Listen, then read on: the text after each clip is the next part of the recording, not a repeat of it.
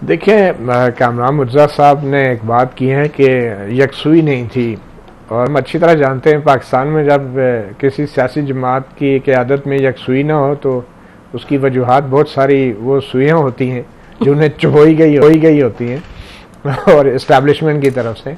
और यही बात जस्टिस अतर मनल्ला भी इस पूरे समात में कर रहे हैं कि वो हालात ऐसे पैदा किए गए थे कि एक अफरा तफरी का आलम था कि जिसके अंदर पीटीआई को ये मालूम ही नहीं था कि वो बतौर सियासी जमात इलेक्शन लड़ रहे हैं या बतौर आज़ाद उम्मीदवार के वो इलेक्शन लड़ रहे हैं।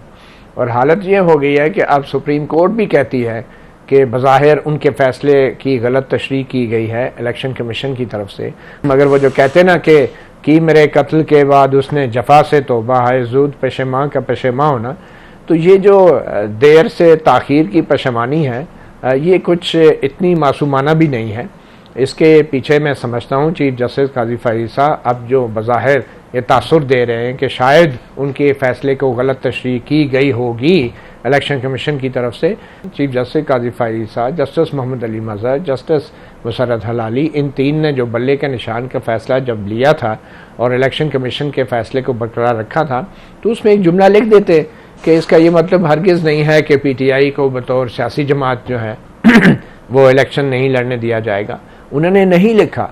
न सिर्फ ये, बाद में फिर हमारी सुप्रीम कोर्ट और ये तीनों मुअज़्ज़ज़ जजेस देखते रहे जो कुछ पीटीआई के साथ होता रहा। और वैसे तो हर मामले पे प्रेस रिलीज़ें आ जाती हैं, बल्कि चीफ साहब तो बड़े मशहूर हैं, चीफ जस्टिस बनने से पहले सड़कों पे रोक रोक के लोगों को शनाख्ती कार्ड भी पूछते थे। तो इस मामले पे किसी किस्म की कोई वजाहत, कोई एलामिया, कोई प्रेस रिलीज़ नहीं आई कि हमारे फ़ैसले के मुताबिक सियासी जमात का जो तशख़्ख़ुस है वो उससे नहीं छीना जाएगा। तो एक पर दूसरी बात, इलेक्शन होने के बाद जो मखसूस नशिस्तों का मामला आया है, तो ये मखसूस नशिस्तों का मामले को भी सुप्रीम कोर्ट में आने का इंतज़ार किया गया। उससे पहले भी कोई वजाहत नहीं की गई कि जब अगर एक सियासी जमात का तशख़्ख़ुस बरकरार है तो फिर उसको आज़ाद कैसे करार दिया जा सकता है। और इस हवाले से भी इंतज़ार किया गया, तमाशा देखा गया। और अब सूरत हाल ये है कि अब कहा जा रहा है कि पीटीआई तो फरीक ही नहीं है। पीटीआई तो ना तो पीटीआई थी इलेक्शन में, ना वो अब अदालतों में फरीक है। तो मैं समझता हूँ कि ये जिस यकसुई की तवक्को हमारे एडवोकेट कामरान मुर्तज़ा साहब कर रहे हैं, वो यकसुई तो मौलाना फजल रहमान साहब से पूछे ना कि इस इलेक्शन में वो कितना यकसू हो के उन्होंने इंतखाबात लड़े हैं बलूचिस्तान में, और वो सब अच्छी तरह जानते हैं। इवन नवाज शरीफ साहब से पूछ लें कि वो कितने यकसू हो के इंतखाबात लड़े हैं, एक हल्के से हारे हैं और जहाँ से जीते हुए हैं उसकी जीत भी ऐसी है कि वो शायद खुल के उसका इज़हार, खुशी का इज़हार भी नहीं कर सकते।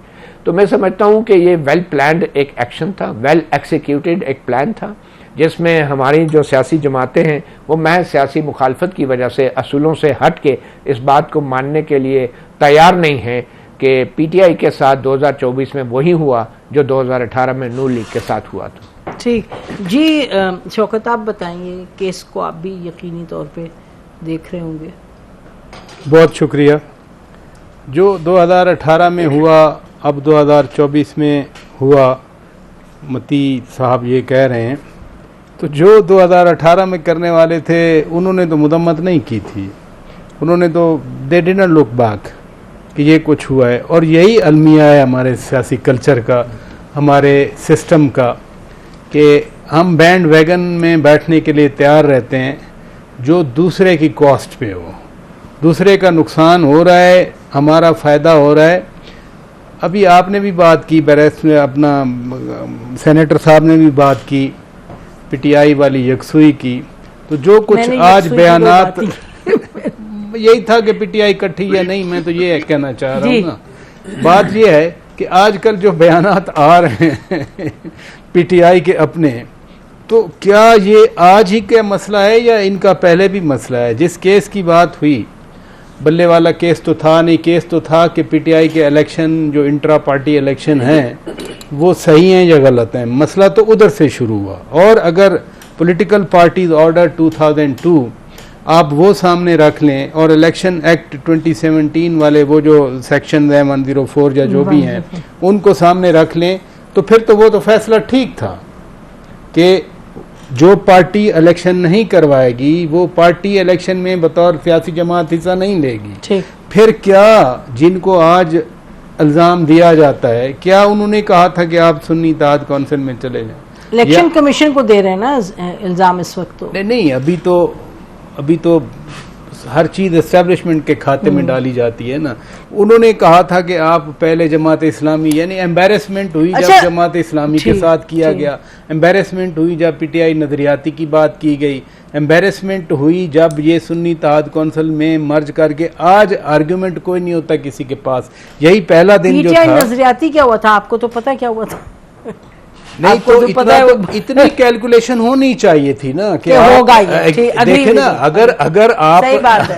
ऐसे हाँ। ना तो अगर आप गेम खेलेंगे तो और एग्जैक्टली और भी गेम खेलेंगे तो फिर आप तैयार रहे ना।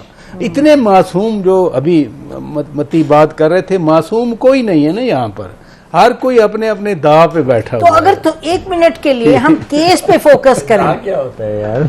हमने क्या कहा? दाव पे बैठा दाव क्या है, होता है? दाव को थोड़ा एक्सप्लेन किया। नहीं, ये खुद दाव लगाता है। ठीक है। अच्छा नहीं, बात सुने, अगर आप केस पे फोकस करें, जी। मैं ये चाह रही हूँ और इसी पर वापस मुर्तजा साहब के पास भी जाऊंगी कि केस पर जरा फोकस करें। ये जो जस्टिस अतर मिन्नल्लाह साहब की आज हमने देखा बड़ी लंबी स्टेटमेंट आई कि जिन्होंने हफ्ते को ये कहा कि ये बड़ी बुनियादी चीज है और इसके नतीजे में बहुत से सवालात उठ रहे हैं, क्योंकि देखिए एक there is a group of people in this country, a huge number, group तो गलत है, जो कह रहे हैं कि जी अच्छा, आप सुप्रीम कोर्ट को देखते हैं जो एक इस वक्त एक बड़ी पेचीदगियां पैदा हुई हुई हैं, इंटेंगलमेंट्स पैदा हुई हुई हैं, कुछ समझ नहीं आ रही क्या करें, तो शायद सुप्रीम कोर्ट कुछ करे। अब ये अतर मिन्नल्लाह साहब की जो स्टेटमेंट है, आपको लगता है कि वो बस आई गई है या आप तो हंस रहे हैं उस पर, आपको कोई मजाक?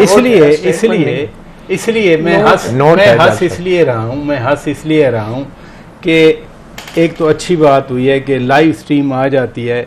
हम जैसे जो लाख के अनपढ़ लोग हैं, हमें भी पता चलता है कौन कितने पानी में है। जज के हमेशा कलम बोला करते हैं, ये एक ऑर्थोडॉक्स प्रिंसिपल है, लेकिन आखिर क्यों है कि जज कोई इन पर्टिकुलर इन दैट केस जब वो बोल रहे होते हैं तो एक सियासी जमात उनको सर पे उठा के बैठ जाती है कि हाँ हमारा पर्सपेक्टिव आ रहा है।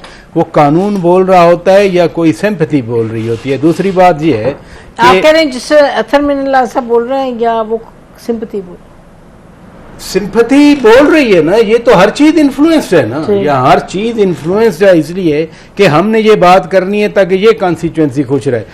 चीफ जस्टिस ऑफ पाकिस्तान कह रहे हैं कि जो आइन में लिखा हुआ है मैंने उस पे जाना है, लेकिन चीफ जस्टिस के मुकाबले में जो बात की जाती है वो पूरी पॉलिटिकल तकरीर होती है। वो सारी मसलन ये वाडा साहब वाला केस उसी का नोट है ना, ये सारा है हुआ, उसमें एक सवाल का अभी तक जवाब नहीं आया। कह दिया कल के जी मैं तो नो कॉन्फिडेंस के इसके तौहीन अदालत वाले हक में नहीं था। वाडा साहब पूछ रहे थे कि आपने मेरे ऊपर इल्ज़ाम लगाया प्रॉक्सी कहने का, उसको तो प्रूव करें। जो पगड़ियाँ उछालने वाली वाडा साहब ने बात की, बेसिकली वो प्रेस कॉन्फ्रेंस से एक रात पहले मेरे शो में बात की थी कि हमारी को पगड़ियाँ उछालेगा तो फिर हम फुटबॉल का जो भी था फुटबॉल बना देंगे। वो आपने कहा तो सही ना ये लफ्ज़। अब आपको ज़रूरत क्या है ये जो नोट कह रहे हैं नोट देने की कि हम तो तौहीन अदालत के हक में नहीं थे। चीफ कह रहे हैं मेरे एक साथी ने बात की थी तो मैंने कहा कहीं जो है ना वो, मैं कहना ये चाह रहा हूँ कि इट्स अ सुप्रीम कोर्ट, ये कोई डिबेटिंग क्लब नहीं है। सुप्रीम कोर्ट, हमने चीफ जस्टिस जॉन मार्शल के किस्से भी पढ़े हैं अमेरिकन हिस्ट्री में, कैसे कैसे स्टेचोर के, पाकिस्तान के अंदर भी ऐसा रहा है। लेकिन अनफॉर्चुनेटली अभी जो इस तरह की बातें आ रही हैं, बड़ा अजीब सा दुख होता है कि ये जो पिंग पोंग क्यों हो रहा है। एक सेनेटर हैं, आपने एक दिन पहले कहा मुस्तफ़ा कमाल साहब की माफ़ी मुस्तरद होती है, फ़ौरन वाडा साहब को आपने टाइम दे दिया। क्यों भाई, या तो उनकी माफ़ी उसी आप कबूल करें ना। जब इधर से माफ़ी दूसरे साहब की आई, आपने हफ्ता 10 दिन कबूल किया। जैसे हमारी पिछले अरसे में भी अदालतें कहती रही कि अच्छा आप चले हुए हैं तो चले, हम बैठे हैं आपको सुन के जाएंगे। क्या एक आम पाकिस्तानी के लिए ये रवैया होता है अदालतों का? क्या आम साइल जो है वो तो 4-4 दिन अगर ये सारा दिन टिकर चल रहे होंगे तो जो मसाइल हैं, लोगों के मसाइल हैं, उनको तो कोई पूछता नहीं है। हमारा सिर्फ ये कंसर्न है। हाँ, फराजा साहब तो बहुत बीसियों सवाल उठा रहे हैं, सब बड़े वैलिड हैं, लेकिन सवाल ये है कि इस केस के हवाले से बात आगे किस तरफ बढ़ेगी और क्या जस्टिस अतर मिन्ना साहब का जो कमेंट है वो बस कमेंट है और जैसे कह रहे हैं मती करेक्टली सो के वो एक नोट है, वो नोट क्या असरअंदाज होगा अगले हफ्ते में उस केस के ऊपर, जो कि केस बजाते खुद बहुत अहम है।